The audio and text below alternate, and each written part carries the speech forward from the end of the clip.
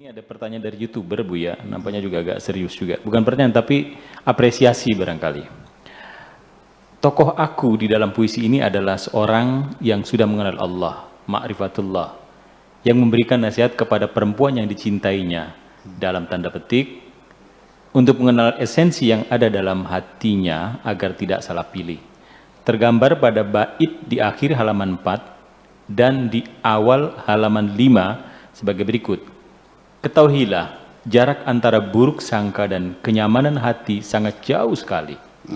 Jarak tempuhnya memerlukan waktu bertahun-tahun. Cobalah sekali-kali engkau dengarkan sendiri detak jantungmu.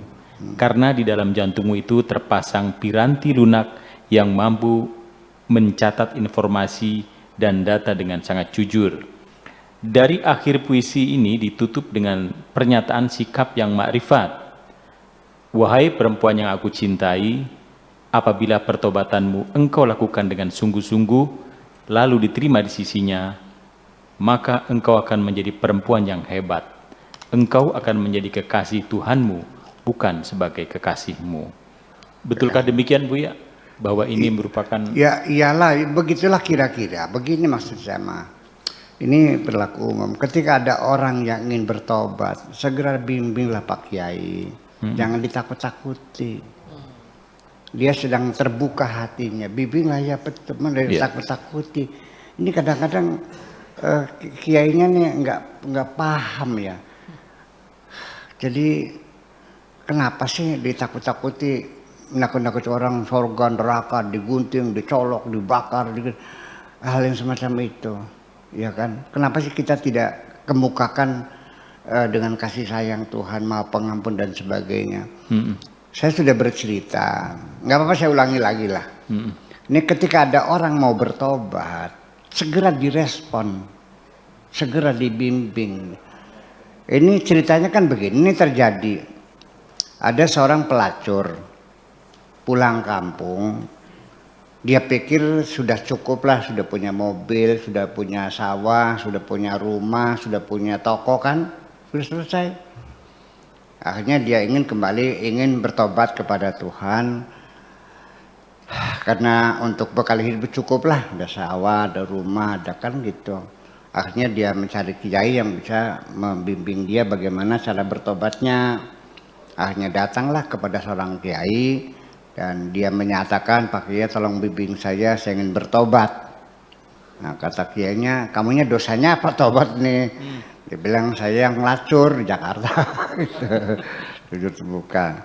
Terus berapa lama ya? 4 tahun lah kira-kira melacurnya. Oh gitu. Terus hasilnya apa? Ya saya sudah beli mobil, beli rumah, punya toko, punya sawah. Dosamu terlalu besar. 4 tahun melacur. Sekali berzina saja kamu dirajam, apalagi 4 tahun. 4 tahun disate dirajam. kamu nih. Kan gitu. Ya kan seperti itu. Jadi pertobatanmu tidak akan diterima kalau hasil usahamu melacur, bahwa itu rezeki haram. Kalau kamu makan dari hasil sawahmu, hasil melacur adalah haram.